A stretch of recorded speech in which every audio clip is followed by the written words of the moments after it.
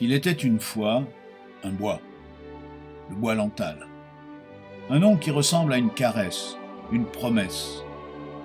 Un hameau perché entre ciel et terre, protégé par les feuillages, habité par des âmes simples, vaillantes. Et au cœur de ce bois, 2 trésors enfouis, 2 sources, la bien-aimée et la renaissante. La bien-aimée appartenait aux Dussault, la renaissante aux Curinier.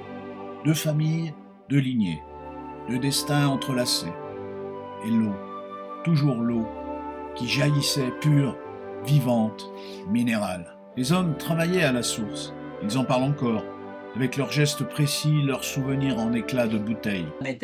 Parce qu'il enlevait celle qui était pleine, parce qu'en tournant, ça se remplissait, et quand même, ça se mettait il fallait que ça se mettait à une certaine pression. Les enfants, eux, n'étaient pas en reste. Il y avait des rires, des bêtises, des courses dans les chemins, des secrets échappés des bancs de l'école. Et alors ton frère, qui était déjà porté vers la mécanique, il a dit, mais pour pas que les hannetons, ils aillent, pour pas qu'ils aillent n'importe où, il faut bien mettre la paille à un bon endroit. Je l'ai expliqué, donc il a lancé, et puis ensuite bien droit, etc.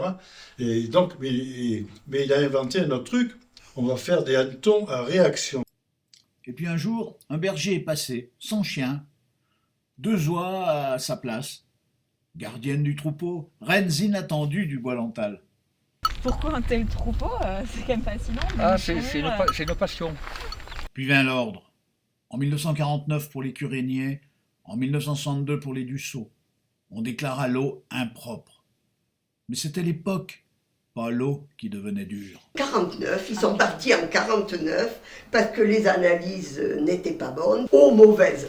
Ah bon, ça veut tout dire. Alors, ils faisaient analyser sur un labo, le même jour, la même analyse sur un laboratoire, c'était bon, un laboratoire à Nîmes, et le laboratoire au Puy, c'était pas bon, ou le contraire. Bon, j'ai les papiers, donc c'est bizarre, ça, c'est vraiment bizarre. Les Dussault tendirent la main.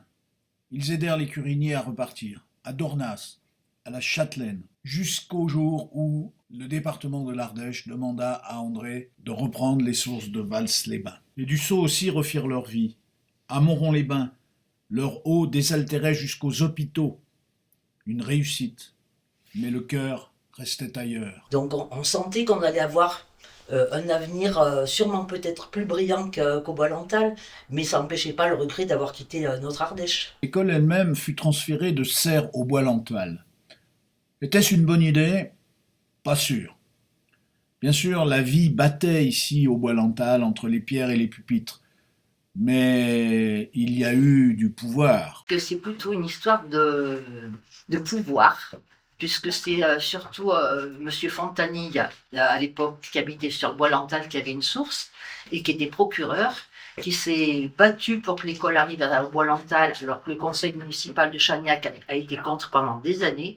Et en définitive, il y avait quand même 40 enfants sur Serres et qu'une dizaine sur le bois Lantal, et qu'il a réussi à faire mettre l'école au bois Lantal.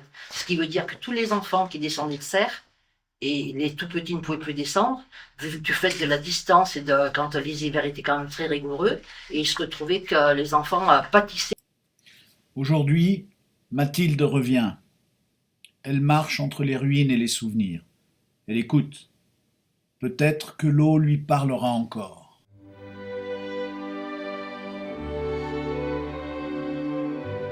La belle eau du bois Lantal, c'est un film pour ceux qui écoutent, pour ceux qui n'oublient pas, et pour ceux qui croient que même les sources endormies peuvent un jour chanter à nouveau.